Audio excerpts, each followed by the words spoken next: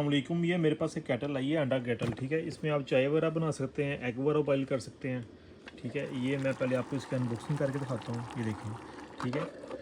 तो 1.2 लीटर इसका साइज़ है, ठीक है। ये नीचे से भी टच करेंगे आपको इसकी हीट महसूस नहीं होगी, ठीक है। ये 400 वाट की है।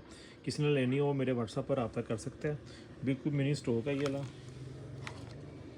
किसी ने अगर होलसेल में लेनी हो वो भी मेरे से रब्ता कर सकते हैं। हम 1 पेटी का भी काम कर रहे हैं। यहाँ से इसका ऑन ऑफ का बटन है, ठीक है।